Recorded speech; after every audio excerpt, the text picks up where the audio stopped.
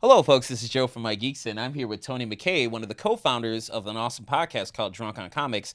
And if you notice, we have a certain defender of the universe protecting us through this interview. I guess So awesome. Voltron, Made out of Legos.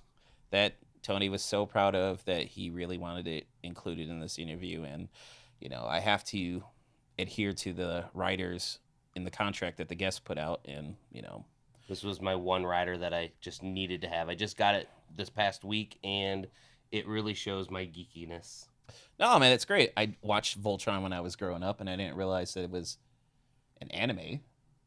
Yeah.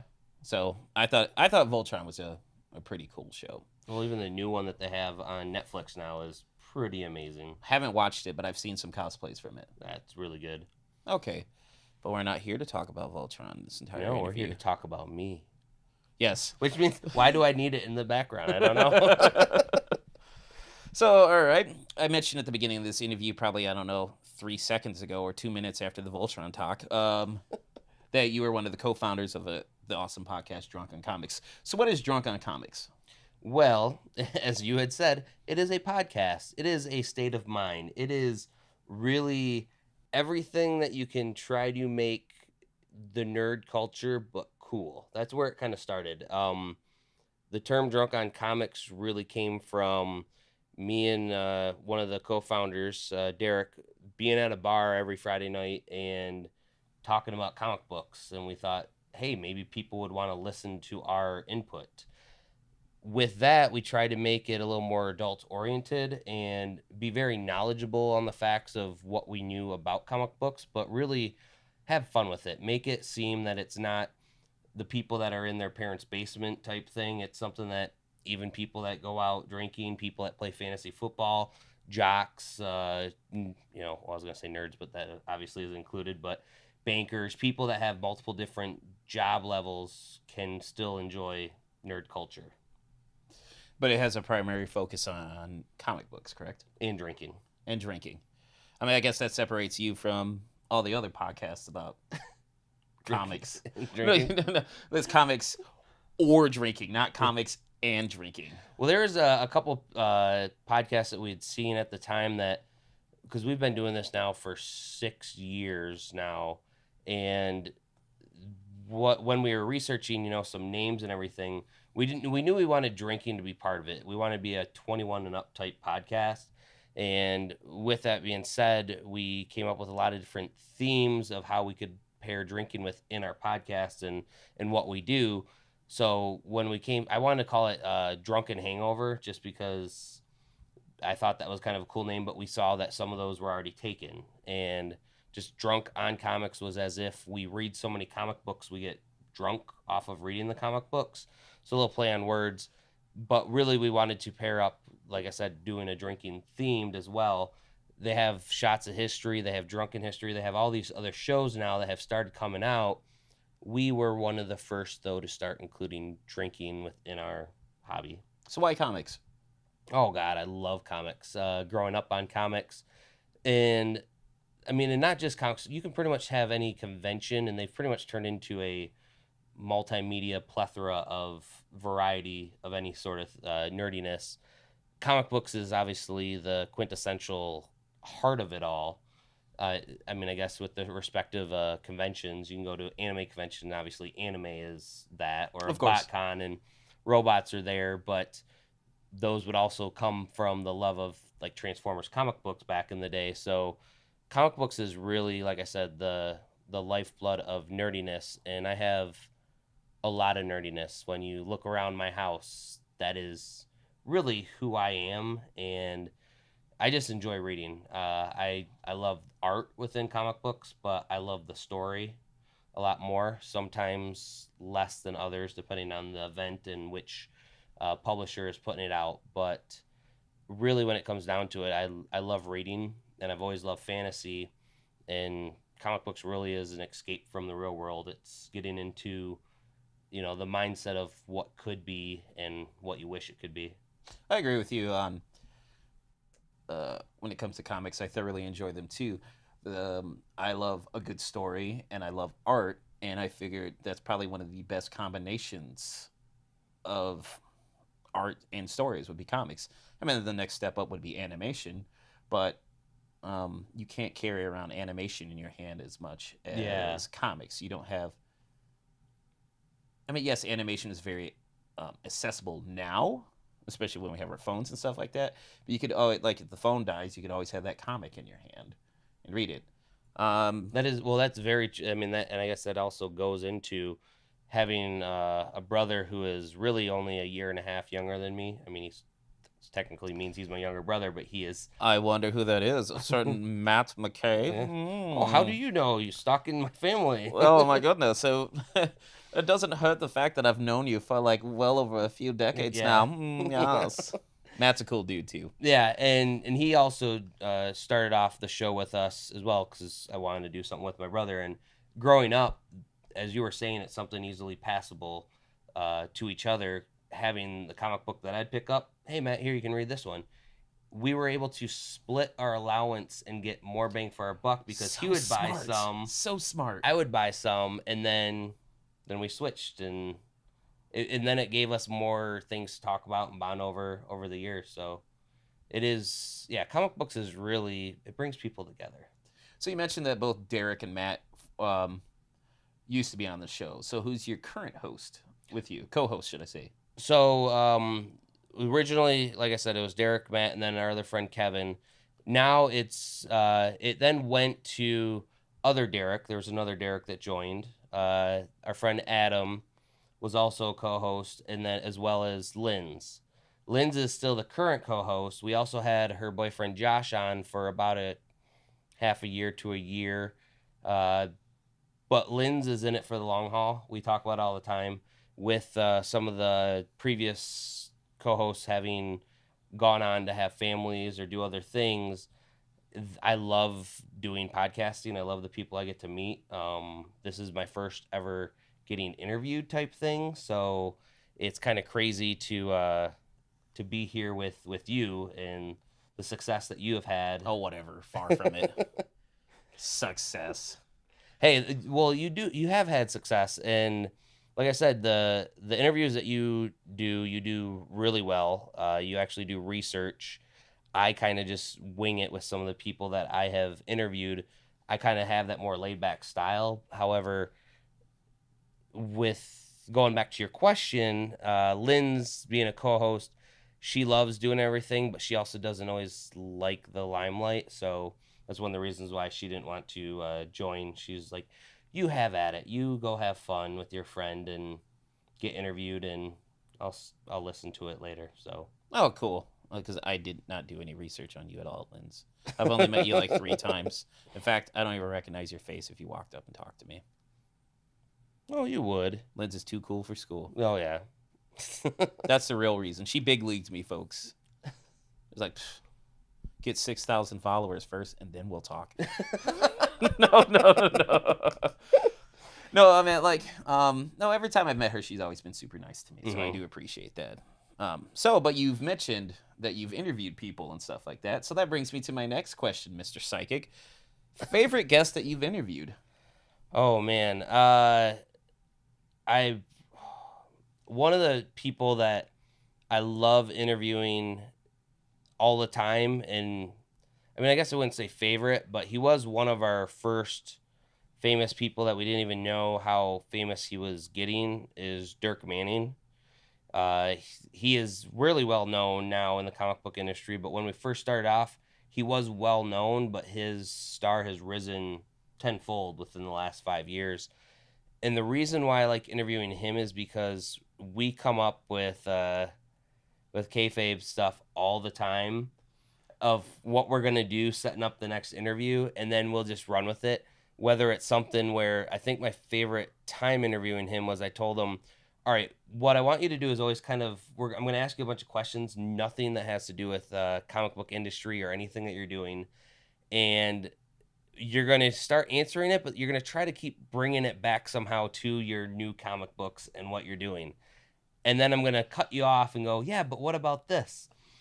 We went through, like, what's your favorite food to eat? And he somehow was, like, talking about, like, tacos or something. And oh, yeah, actually, Mr. E loves tacos and talking about his project. I go, that is awesome. Do you listen to music when you were writing? He goes, yeah. I kind of, well, what kind of music do you listen to? He's talking about this, and he goes, and it's kind of dark, kind of like mystery, and like he'd bring it back to it. The whole time, Seth the Moose is sitting next to him being, what the fuck is going on? Why is Tony not letting him talk about his book? Why is Tony be a dick interviewer? The interview went off. We laughed at the end. And then I go, that was just awesome. And then what we did was we had him fake take the microphone and actually be like, so Tony didn't let me talk at all about what I'm doing, but here's what I'm doing. And I stuck that at the end of doing all the interviews. Is this like 6 degrees of Dirk Manning? Yes, well, it's every so there's always a different scenario for what we're gonna do, and I think he enjoys it a bit too because it's just playing the character. I mean, granted, real people talking to him, it doesn't matter who they are. I will do a bit of research, but usually when I'm wanting to talk to someone anyways, I've either read their book, I love their art, so I know enough about that to go off of. So it's hard to kind of just pick one. I think one of the people that was one of the most gracious to us was Lance Henriksen. Okay. It was a random chance that we were able to get to interview him, and while we thought we were only going to get like 5-10 minutes with him outside. It was super windy, and he was taking a break outside, and we're like, this isn't going to record. The recorders kind of suck, pick up all the wind. He goes, well, let's just go inside and do it. Okay, so we thought we were just going to have like 5 minutes. We ended up talking to him for an hour. His, as we call them, the handlers, the people at the convention, they're like, you need to go back to your booth. He's like, all right, I'll be there in just a minute. Talked to us for another 10 minutes. He even came up to us later and goes, was that good? And we're like, that was the most perfect. We got so in depth on aliens and everything. Amazing. So I would say he's probably my most favorite. I mean, talking to Ryan Stegman too, we have kind of a fun kind of insider gimmick with each other, and there's a lot of the plethora of people that Scotty Young. It's hard to say.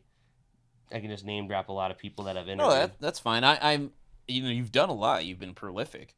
I actually no, I take that back. Favorite person I interviewed was Joe Hubbard. Whatever. Far from it. No. You're not putting me over, okay? I've been noticing that you've been dropping like wrestling terms throughout this whole thing, like gimmick just a moment ago, kayfabe. Now you're trying to put me over? No. I'm gonna bury that. I'm gonna bury you in this interview. So, guess that you would want to interview that you haven't yet. Oh, I think everyone would always say Stan Lee. I would. The thing is this though is I mean, don't get me wrong. If given the opportunity, you would still take it. But see, here's the thing. The reason why I'm like hesitant to do Stan Lee, it's like everyone has had a crack at Stan Lee, or a lot of people have. Like, where would I be able to do an interview? I mean, like, what approach would I take to give a different interview that's not only fun for him, but that I can enjoy? Because, like, as I mentioned, when you interviewed me, I don't like doing cookie cutter interviews. Mm-hmm. I have to do my research. I have to do something. Like, I already have like a slight angle that I would do with Stan Lee. I would talk about manga with him because he did like a manga series called Hero Man.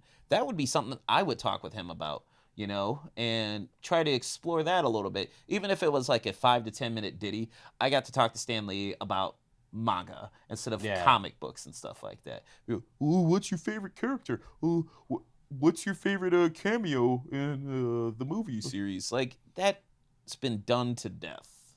Exactly, and that's where everything you just said is why I would interview him differently. I would go in kind of with, and it's kind of how I do a lot of my interviews for my show is I don't like asking the normal, simple questions. They're boring. Very much so. I do like bringing up booze a lot, so I like to ask, what would this character be drinking at this time? Or one of the big segments that we have on our show is we do it every week, so we're just did 329. Congratulations. Is it the pairing question? Yeah, booze in a book. And yes. So what booze to drink while reading this book. And so that's something I'd ask Stan on a plethora of different titles. I also like when it's a writer who isn't really good at drawing and asking them, questions about drawing and have they ever thought about it? Or when it's an artist who, doesn't really have a story, do they have a story with a character that they've always wanted to write? Because it is very two different things. I do feel that art is a lot harder to accomplish, but just the same, writing and having a clear story is still kind of hard. I just feel that that's a little bit more skill wise, I think is easier to attain through good writing techniques, where the eye-hand coordination for what some of these people do, it's mesmerizing. Some of the art that I've bought from not only friends but even famous artists, they are works of art. And when people look at it as comic book art, I'm like, it is art. Some of this stuff should be in museums. How I beautiful would wholeheartedly it's done. agree. Totally. Sorry for just derailing you. No, that's all right. So Stanley would be the only guest that you would want to interview? No, okay. No, he was the first. I would like to really get Brian Michael Bendis. Ooh. I have more love for actual writers than artists, because like I said, I do love the storylines, and I'd like to pick their brains and try to get any hints of what they're doing. And Brian Michael Bendis, I have a love-hate relationship with him. I've loved a lot that he's done. I hate when he ignores continuity, and he has done that with Guardians of the Galaxy at certain times. He's done it with, not really the new Spider-Man, but really he kind of just does his thing and he gets away with it. And continuity for me is the biggest thing. Even if you rewrite it and retcon it in a way that it makes sense, I still want to have knowing that everything that I read before mattered. Oh, that's a good point. Otherwise, yeah, why did I read that storyline? So he would be one for sure. Oh, God, no. Chip Zdarsky. He just seems hilarious. Sex criminals. Yeah, that book in of itself, when it first came out, I picked it up because I was like, this sounds weird, and it got weird, but it got weird in a cool way, and it is the way that they talk about that book too, and some of the covers they do. That would be a good one. I'm trying to think. Dan Abnett, I wanted to for forever. And Andy Lanning, they did a great when Guardians of the Galaxy, before they were even known on what they are now. There was the Annihilation, and a lot of the Marvel cosmic books were because of them. You mean the Annihilation saga where Drax had a sassy young girl? Yeah. And I was like, I remember reading that, and I was like, this is not that great. I thought it was going to be great, but it wasn't. Not to me, at least. Everything in it was of epic proportions. Like, it kept the scale of everyone's power levels just kept going above 9,000, so I enjoyed it. But it's just like, I'm not trying to pull that, like, you're not reaching my comic book expertise level. It's just like, I didn't care too much for that book. And I was so excited because it was a Bendis, the thick trade that I had. Mm-hmm. Like, I thought Bendis wrote part of the Annihilation saga, didn't he? No, he came on afterwards, so he... well, there goes my comic book credit if I had any to begin with. No, he took over Guardians in the recent years. But no, I'm not talking about Guardians of the Galaxy. I'm just talking about the Annihilation saga. No, he may have had maybe a hand in the War of Kings, which happened afterwards, but he was not doing that. His big runs were Secret Invasion, Avengers Disassembled, which came before that, Civil War. Like, he did a lot of the Earth stuff, but not of the cosmic stuff. I enjoyed his stuff before Marvel. Like, I'm not trying to be that hipster dude. Mm-hmm. Like, I liked Powers, which is a great series. What other stuff? Jinx, Goldfish, Torso. And oddly enough, I bought Jinx, Goldfish, and Torso for $3 and they were just pristine copies. Oh, really? It was at Goodwill. Just happened to go in there looking for like a cheesy outfit on purpose, and I had walked over to the book section, and they had it like in this bag, and I was like, "Oh my God, how much is this? 99 cents a book? Oh, we're doing this right now." I didn't know Goodwill had comic books. That is... Oh, it was just they had books, And then Okay. that just happened to be there, dude. I don't think I will ever strike gold like that ever again. You know, and if I ever met Bendis, I don't think I would bring up that, hey, I bought your books for $3. Yeah. Like a piece? No, $3. Yeah. Where'd you get it from? Goodwill. You know, so I guess though, I mean, I was talking more of the comic book side too, but as far as I love wrestling, you know that. So if Hulk Hogan was at one of the circuits, I'd like to talk to him. I mean, going through my plethora of like wrestlers that I love, AJ Styles would be one of them. Oh, yes. And he's he a just huge gamer too. and he just seems like a nice person. Daniel Bryan would be also one. I mean, my Kane, who is going to probably be a mayor soon, so he might be out of He won. wrestling. Oh, he won straight out? He won. Oh, well then he is. It's going to be interesting how they write him out of the show. Like he's hanging up. I can just hanging imagine up the towel to go run the mayor of hell. like he chokeslams somebody and it's like, I got to get to office. He never shows. Like, he had to get that match in quick, and then like he never shows back up until like his mayoral run is over. I would love on the WWE network to have, because I couldn't see them doing it in real life, but they could do a cartoon where it's Kane, the mayor of hell. So it's like drawn and like he's having to deal with this bureaucracy of all demons, like they're all upset and That'd be an interesting currency thing. and souls and everything. And You might want to trademark that. After they watch you this, heard it here first. After they watch this, which Vince is clearly like, that's a great idea. Trademark it right now. Yeah. Screw him. Drunk on comics. I can just imagine my terrible McMahon impression. That sounded pretty good. So I wanted to throw this out to you. What are some unexpected cool things that have happened since you've started the journey of Drunk on Comics? The biggest thing would be the con family that I've surrounded myself with at every convention and just throughout life. Me and my friends that started this journey together, we became obviously closer because we recorded every week. And obviously some of them are doing other things, and we still love just talking nerdy. So it's not a job. It's just having fun with friends. And because of that, people like at Source Point Press, I mean, Except for Travis McIntyre. yeah. Well, I was going to actually say, especially Travis, though, is one of my favorites. He's my favorite to dog on. So, as you said, yeah, I probably would say except for Travis. But Oh, sorry. I forgot. I have to contractually adhere to it. Big Money McIntyre, as he prefers to be called by me only. You're on first name basis with him. I have to refer to him as Big Money McIntyre. I will have to remember to, next time I text him, be like, hey, I heard I have to refer to you. No. I have to. Everyone else can just call him by, Whatever he wants to. Yeah. Mr. McIntyre. Yeah, that's what he would definitely prefer, Yeah. but I have to call him as Big Money McIntyre. Well, like him, Casey, Josh, like everyone there,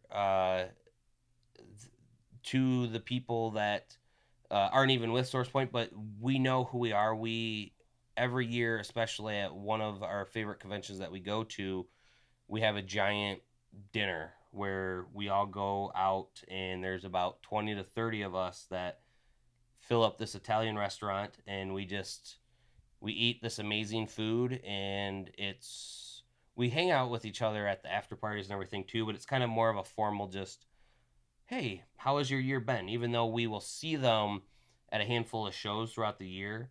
And that's one of the sad things, is not hitting as many shows as I'd like, because yeah, it's time consuming doing some of this stuff. No, tell me about it. Yeah. I hit 34 events last year. Oh my God. Yeah. But it's like, I wouldn't know about those parties because I've never been invited to them by your crew. I will make sure. No. I don't want it now. I don't want your trickle down pity invites. God. All right. Well, good, because I wasn't gonna invite you anyways. So like, what's been like I think the last time I saw you was at Cherry Capital Comic Con. Yeah. And like the crew out there is super nice. Rob, Pat's a good dude. Well, yeah, even meeting some of them, Pat would give me crap all the time because there's like a 3-year hiatus where I wasn't going up to C4, and he would always just be like, "When are you coming back? When are you coming back?" And I always had this beer and brat festival that I'd go to, and I've mentioned this multiple times to people, but he didn't know why I was missing the show. He was always like, "There's no excuse that you have for missing Cherry Capital Comic Con," and I finally told him on a Facebook post, I go, "Well, I'm at this beer and brat fest. There are beers and brats over like 50 different types of brats and 50 types of beers." And people go, that is kind of good. Wow. Like, and he's even like, that's like the only excuse that you could have ever given. Like, that would be of equal parts. He goes, I still think that the convention's better, but you forgive me. So I made him a promise then and there. I go, next year. So this was a year ago when I said that. So then this year being up there, that was a lot of fun. And really it's hanging out with, besides the con family, when some of the guests actually get into it, when they want to have fun and just let loose and go to the bar afterwards. And I've learned from doing the podcast that you need to approach them like a normal person. Oh yeah, and for sure.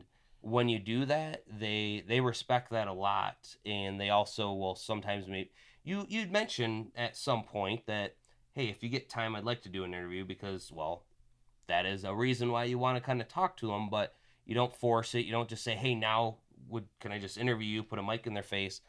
Absolutely not. And I have gotten some pretty good interviews. I think I would go back to one of your questions earlier with Billy Zabka was probably the most amazing time. This was 2 or 3 years ago.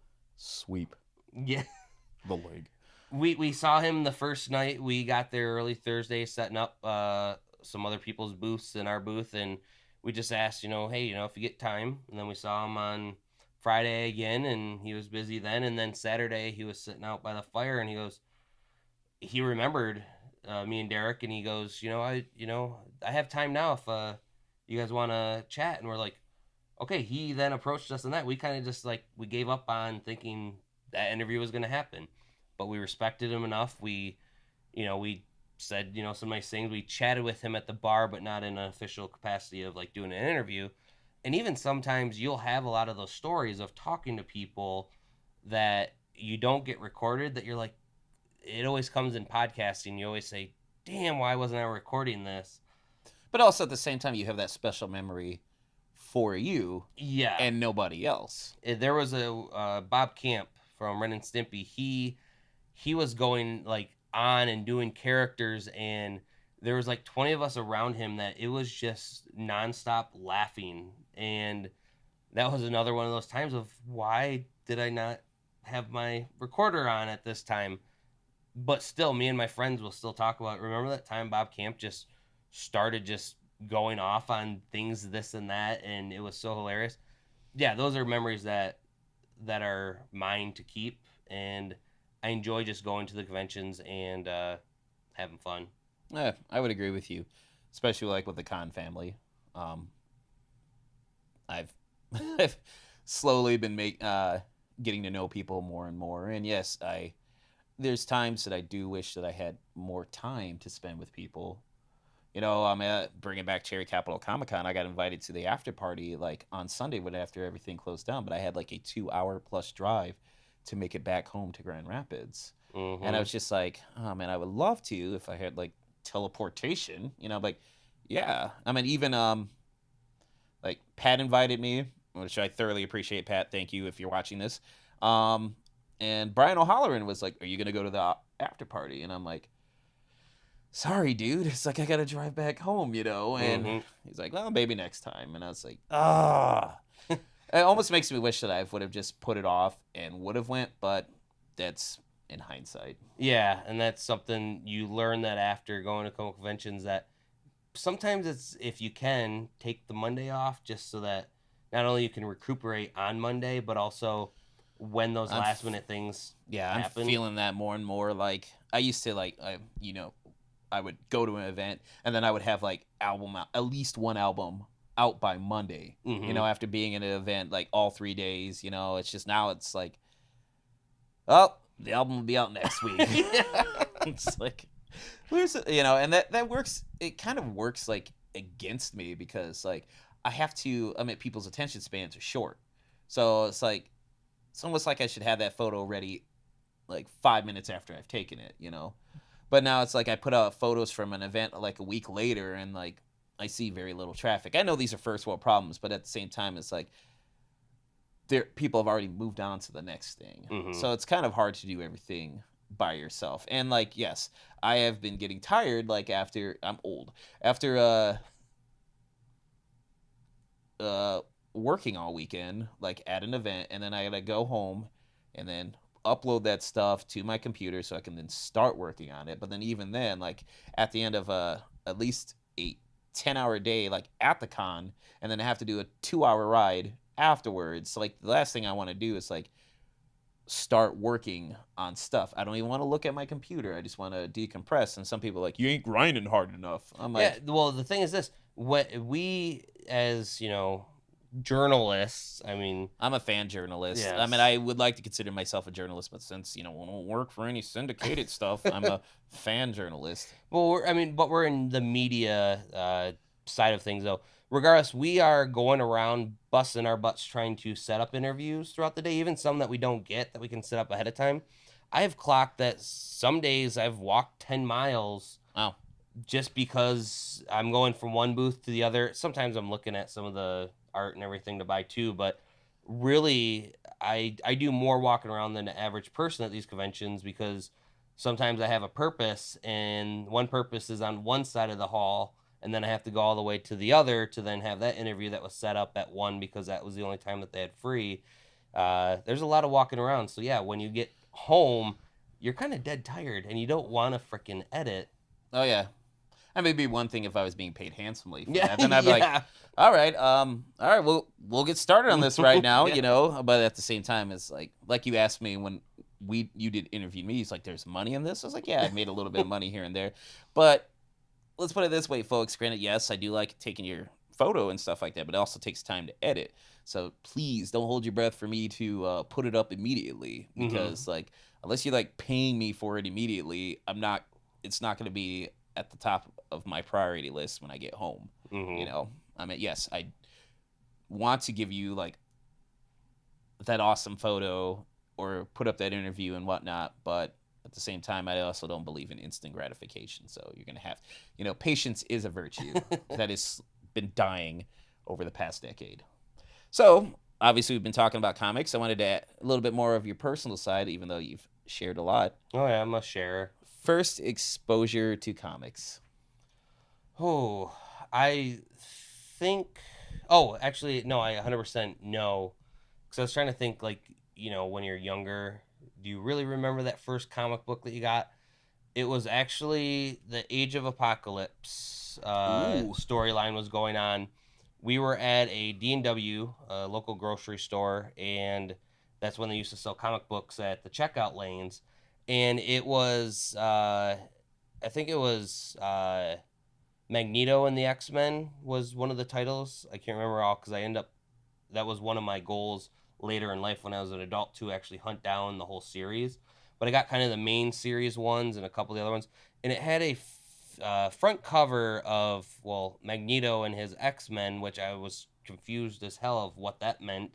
And a Wolverine that had like one of his arms like was cut off because in that version he was, and that intrigued me so much, and so I had to have it. So my mom bought it for me, and I was like, I don't know what's going on, but I want to know more of this world. Because I had grown up watching some of the cartoons, so I knew who the X-Men were, but this was something totally different. And that's when I learned about multiverses and Elseworlds, which those were always the stories that I loved because they weren't the same tried and true story that has always been around in some of the main comic book things. So that was my first exposure.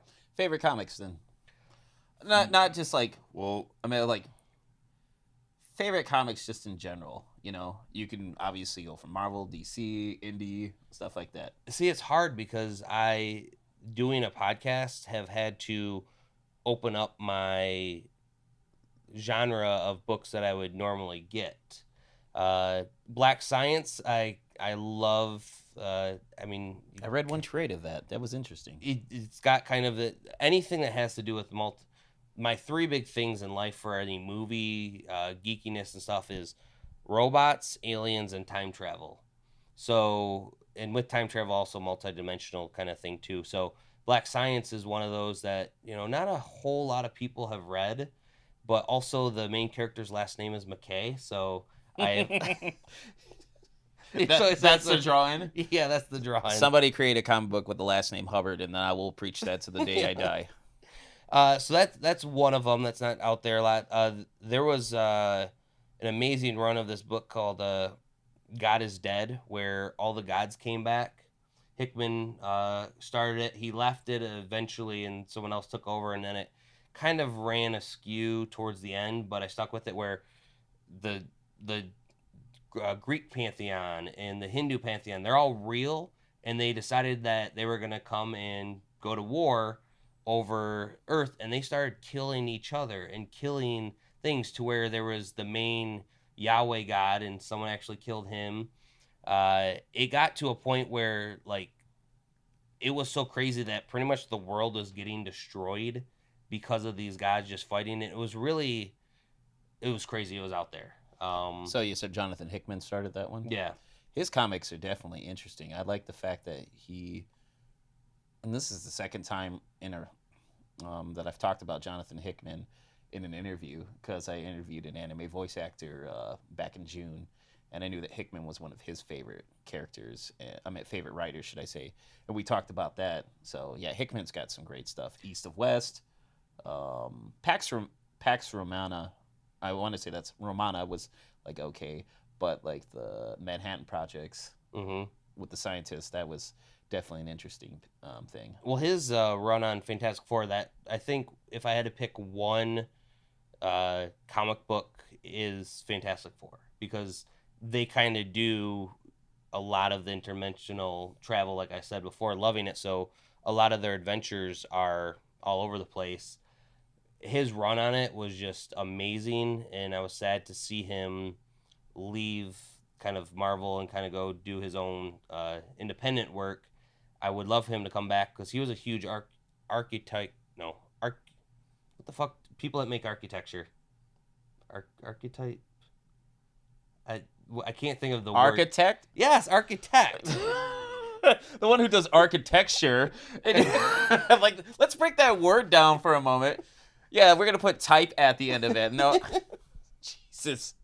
Oh, my goodness. Bush League at best, sir. Hey, my mind works in mysterious ways. No, it's all good. Like, I could speak, like, about making fun of you for not even knowing a word. Like, I stutter and stammer so much when I'm having, like, conversations with people that aren't on camera. And I'm like, and I have to hit my forehead to, like, somehow joggle, even though joggle's not even a word, to, like bubble bobble. No, that's not even a thing either. My goodness. See, that's what I'm talking about right there. Like, just to even get the word to come out. And like, usually it's about like 5 minutes later, like after we progress into the conversation, like, oh, that's the word, and I throw that out. Like, well, that's a fun tidbit about me is I do word scrambles a lot. Usually about once a week on my show. I will say something that did not make sense. I didn't catch it. Everyone else kind of sometimes stops and they will go, Tony, do you realize what you just... Either it was a made-up word that I thought was a word, or I used a word that was not in the correct word to use in that situation, that they just start dying laughing that I've given up my whole thought of ever being a dictionary. It's like at that point, you can't even say face. You might as well just go with it. Just go with it. Just go with it. Luckily, that's why on podcasts, people can't see how red I turn. Maybe on this, they're going to be like, yep, he looked a little embarrassed on not knowing what architecture was. But Hickman is great. I mean, some of the other books that I do love reading, Walking Dead still. The book is phenomenal. The TV show I have bad opinions about, but that's just because it's different. I'm really I was really into Batman up until the whole bamboozle with him and Catwoman not getting married, which we knew was going to not happen. But Tom King, I love his writing, but I was just not happy with that.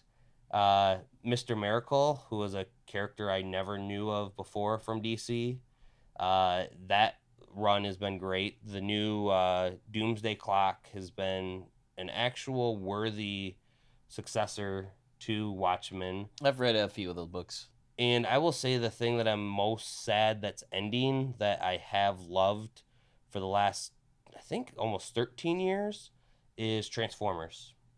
The IDW Transformers is ending I think October will be the last book. Unicron has finally showed up, and it's supposed to wipe out the board on this universe of Transformers. They're obviously going to make another Transformers series. It'd be great. Like, nope, you're done. Yeah. No more. Yeah, we don't want to promote Transformers at all, even though it's a cash cow. We're gonna focus on our new series, GoBots. Voltron. Oh yeah, Voltron. Could you imagine if they did like A Voltron Transformers crossover would be fucking phenomenal. with GoBots too thrown in there? They can be the fodder. Can of fodder. I mean, if we're gonna go with like transforming vehicles, hell, we can go back to the '80s with Mask. Mask was actually introduced into the IDW world. IDW had created a Hasbro universe within their books, so that you had, and G.I. Joe and Transformers have actually had crossovers before, so that was kind of already there where they've had worked with different factions of them, and then they introduced Mask into it by taking some of the Transformers technology and having special recruits that were through the G.I. Joe or that wanted to join Cobra and had them turn into the Masked people. And so they were in the universe. Their books didn't sell as well, so they kind of came to a close. And I don't know if when they destroy the Transformers mythos that they've created now, if the whole Hasbro universe is going to go, because they've also brought in the Spectral Knights. I'm not familiar with that one. And I think that's what they were. I wasn't familiar with it too much either. But Rom, the Space Knight, if you ever remember that, that's also something that was part Marvel owned. And when Marvel lost the rights to it, they couldn't ever name Rom as the Space Knight, even though he's mentioned a lot, because they still have Space Knights within the Marvel universe. And there's a lot of confusing things with technicalities of how people can use one thing or another. But anyways, going back to Transformers, they have created a mythos that was not like the cartoon or the comic books that we grew up with. And it took me a little bit to warm up to the idea of, okay, that happened in that universe. This is this new universe, and I'm loving everything about it. To where there's been some main characters that have died that you're like, well, this is a comic book. They're comic book dead. They're gonna come back. Nope, they dead. It was kind of like, what was it? When Marvel did Ultimate Marvel series, like when a character died, they died. Yeah, and they stayed dead. So, no, I mean, like when you were mentioning like space or Spectral Knights, I was thinking of like, I know it had nothing to do with it, but that old '80s cartoon, Silverhawks. Oh yeah. Oh, dude, don't even get me started on like 80s stuff that I would love to see come back, or at least be released on DVD, so I can like cash in on the nostalgia. But looking back at some of those old shows, and I'm not trying to be like the animation snob. Like when I look at some of the old G.I. Joe stuff, I'm like, this is terribly animated. He-Man, terribly animated. It's like, oh my goodness, like.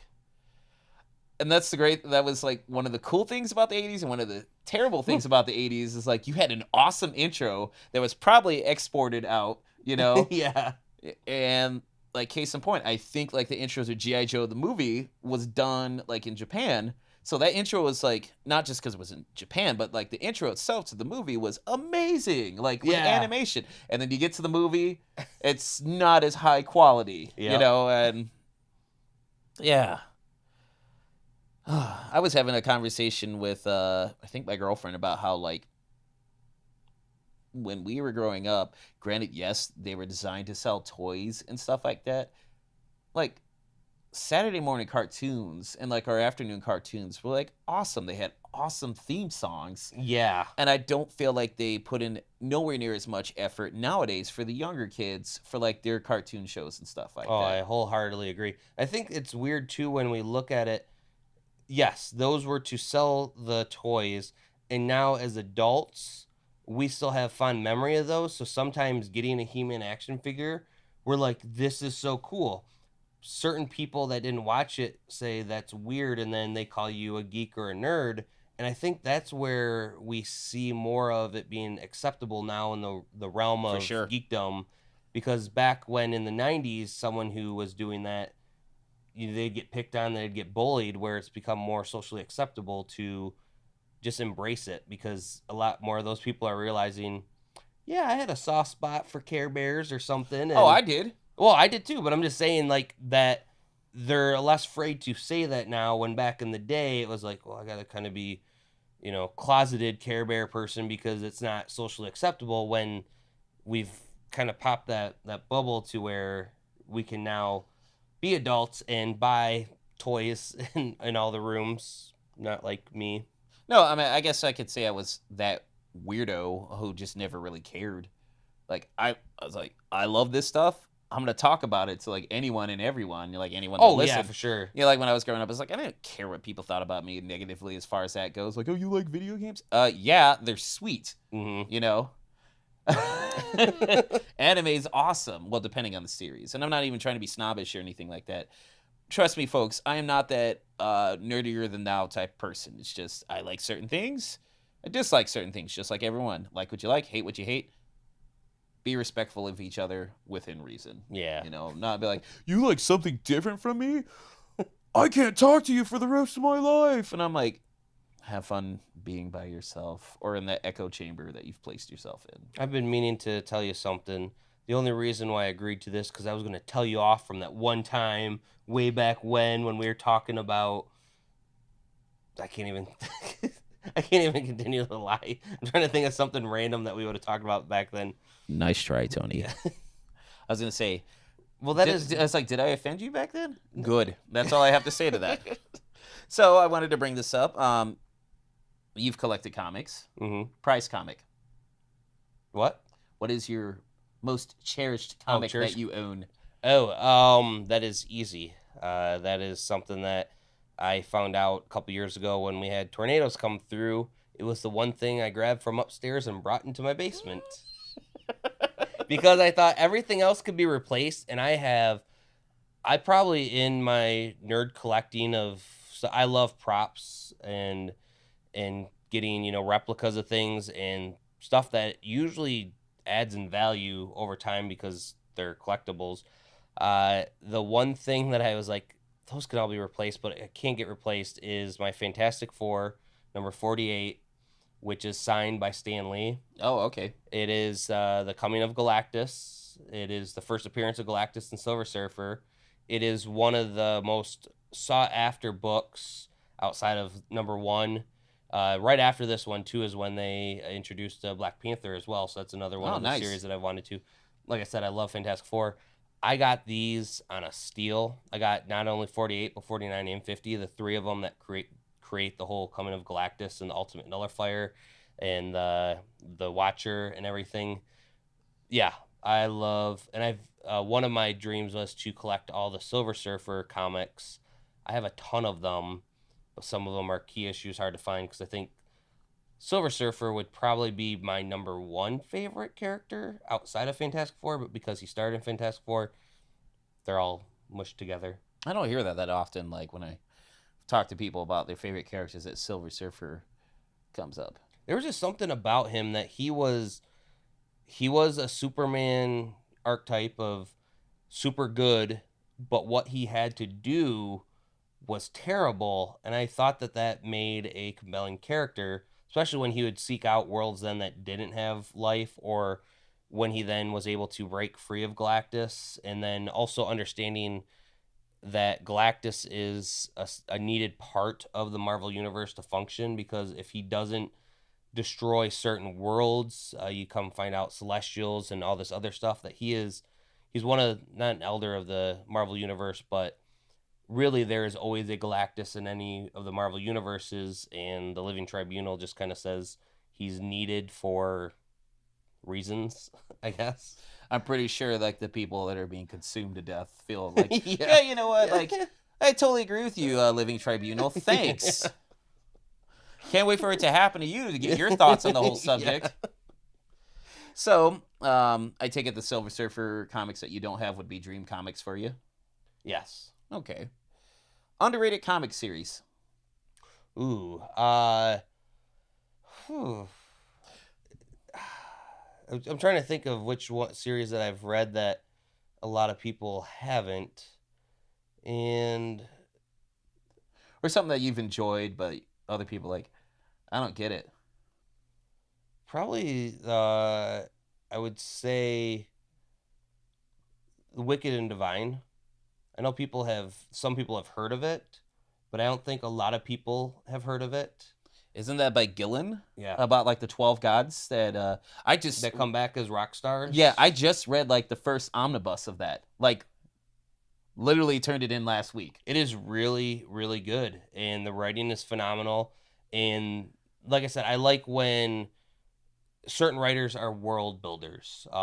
Let's take Hickman in The Walking Dead. He created a world of zombies that were not just zombies. He created this story of the world and following these characters.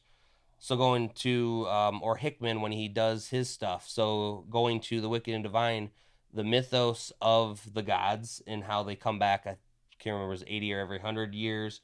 And they come back as... every 90 years. Okay, yeah. The only reason why I know that because I... Yeah. Sorry, wait. I'm sorry about that. Actually, every 90 years... the only reason why I know that is I literally just read it recently. Yeah. Well, that's why I was like, I know it wasn't the 100. first It was omnibus. a weird number, but yeah. So it was compelling enough that I don't feel. I mean, it's still doing well because it's still selling, but I think that a lot of people should pick that up. Yeah, it left off on a cliffhanger where Persephone had just, or Persephone, I don't know how you pronounce it. Like the main character finally found out that special thing, which not spoilers, and then something happened. That's all I'm gonna say on camera. So that was the end of that book. But yeah, I found that enjoyable. Have you read Phonogram by the same group? No. Yeah. Okay. I will have to try to check that out. You can get it from the library like I did. Oh, nice. Yeah, that's where I get the majority of my comic books, dude. I can't afford all that stuff. I'm not a big money hustler like you. Yeah, all my drunk on comics money that's coming on in and forced me to. One of the reasons that we went into Drunk on Comics, there was two reasons. One was start getting into conventions for free. That's just a nice plus. And getting comics for free. We have gotten on the lists of some of the comics people that we get some free digital comics. That is why I can read a lot more comics than... Is this something new to you? No, I'm familiar with the concept, but like, how do I get on that sweet gravy train where people are sending stuff to me?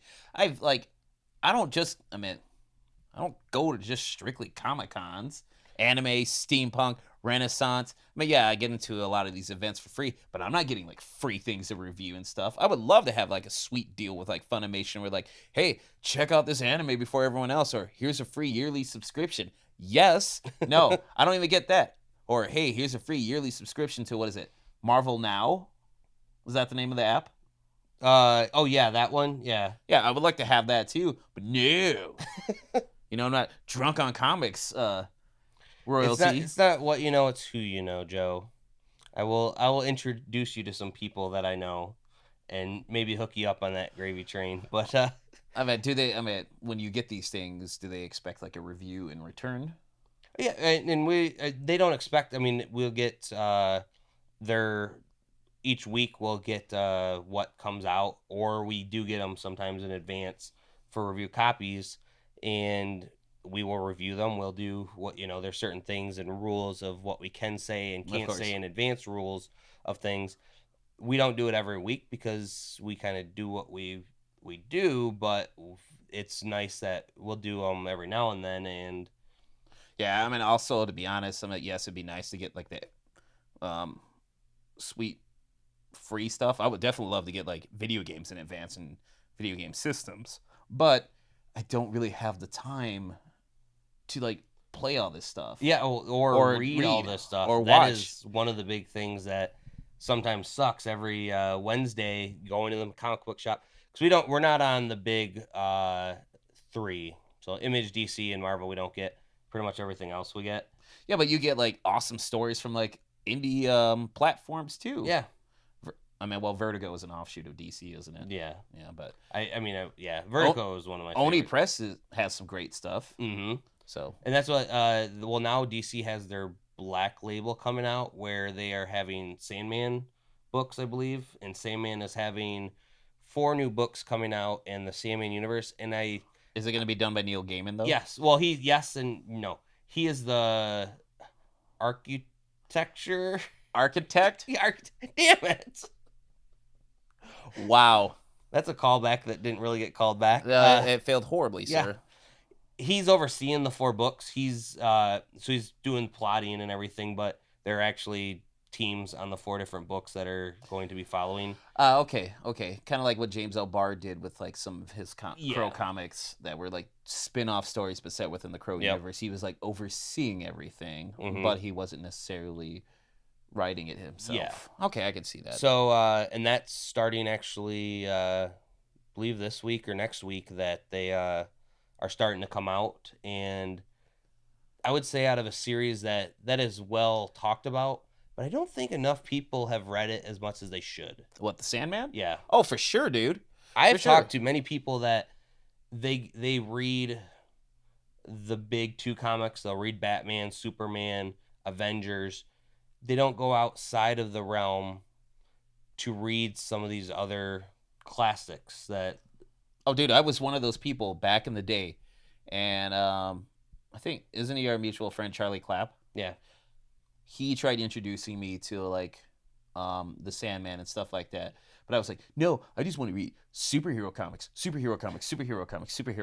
And then he tried introducing Sandman and all this stuff, and I was like, nah. And then I decided to pick it up on a whim at the library, and I was like, I went and apologized to him too. I was like, I am sorry, dude. I was a fool. That was my gateway comic to other comics. He lent me Preacher. This is after my eyes were open. Preacher and Transmetropolitan and The Boys, So it went 3 great comic series. So Charlie, not that you'll ever watch this because you're too cool for school, like all the time.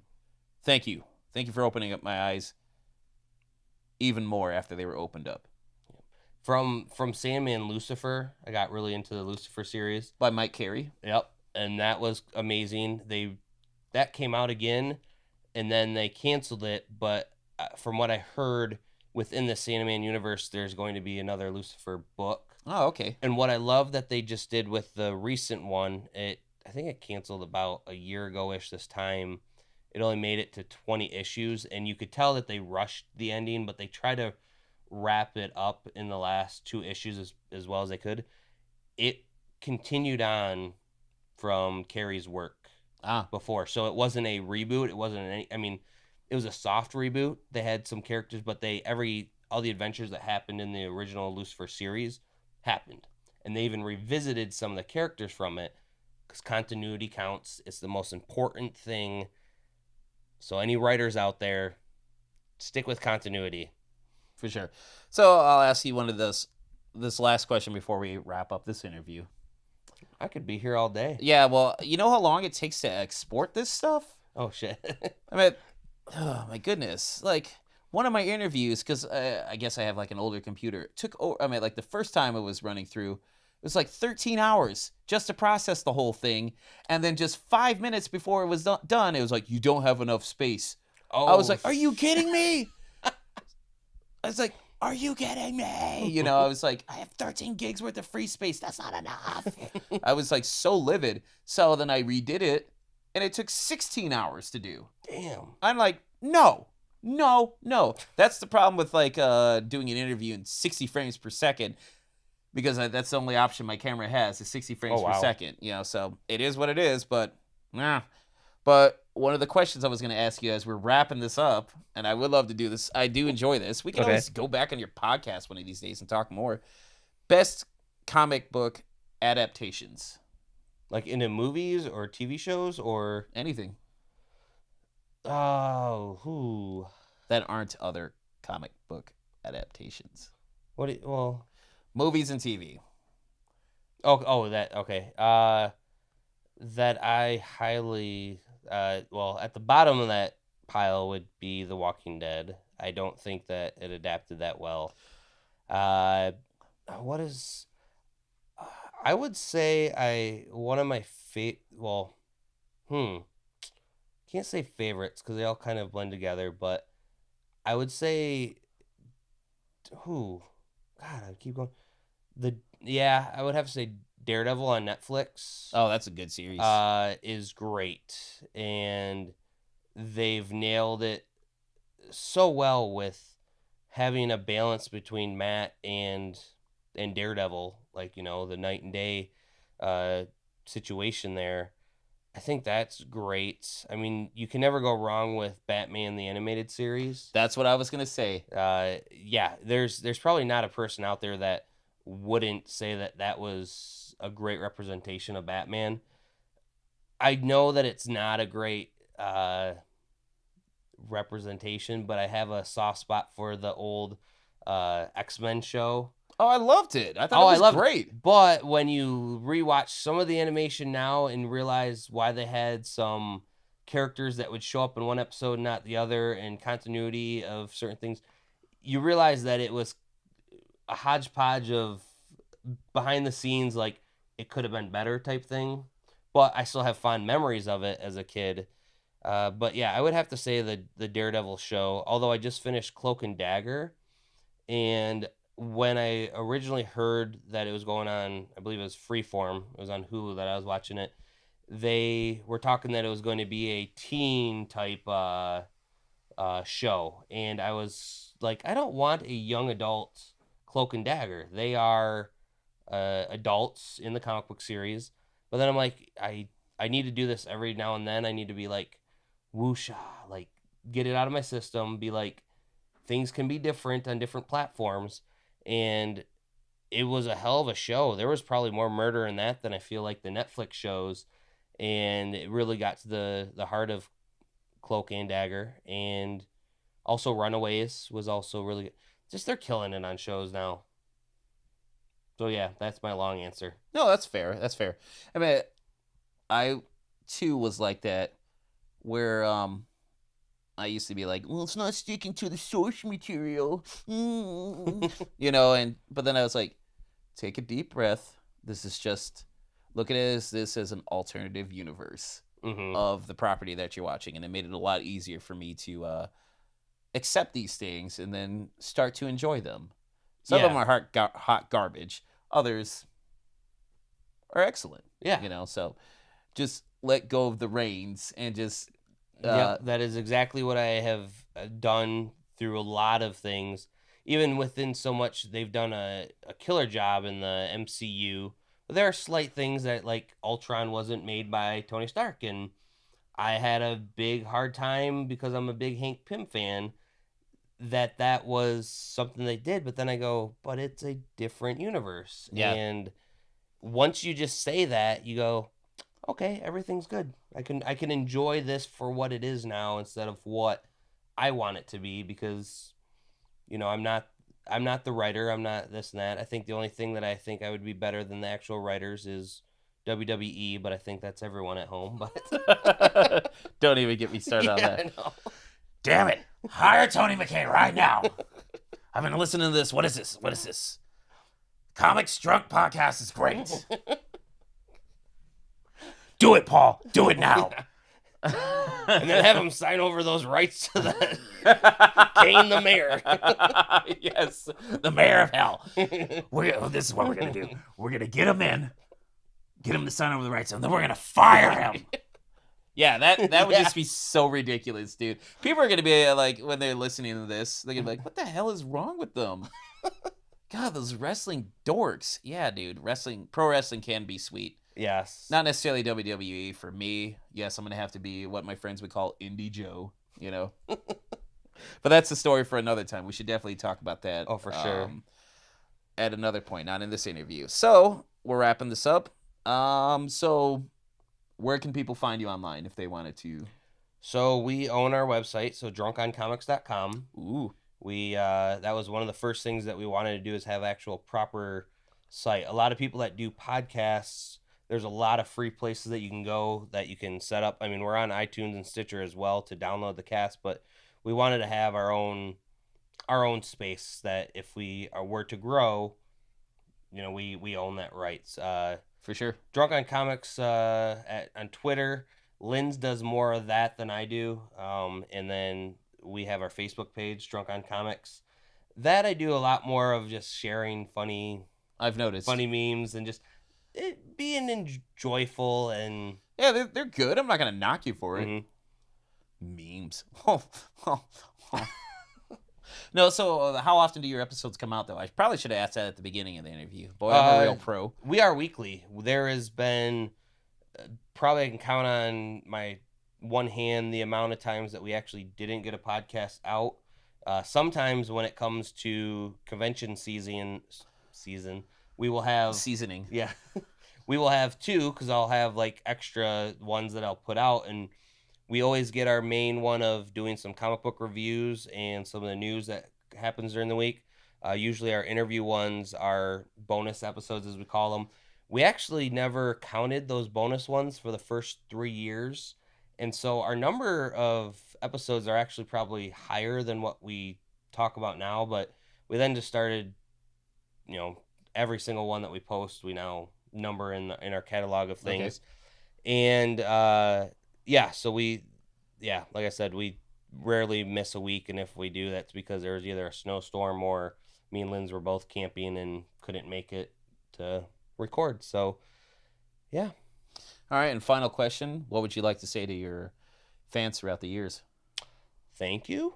It is one thing and I'd like to say thank you to you, Joe, for interviewing me. It is weird to be on this side of the casting, because normally I'm the one asking questions, so normally I'm the one that has to come up with things and just listen to the other person talk.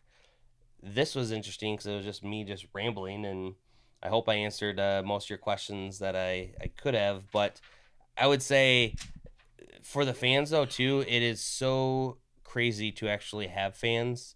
Going back to one of your questions earlier, one of the coolest, craziest things that happened while doing this was having booths. When we used to have booths set up at conventions, we don't do it anymore because it takes a lot of time to actually sit at the table when we're actually running around doing interviews and everything.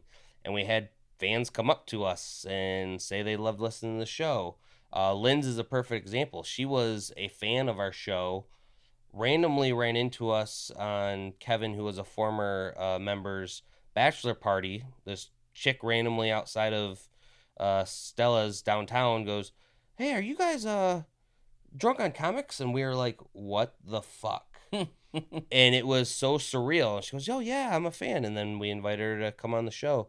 It's crazy the relationships that I've had since doing this, and it's because we have fans. There's people that actually listen. So thank you. Continue to get a hold of us, chat with us, because we love chatting with you. Who knows? Maybe you could be a future co-host.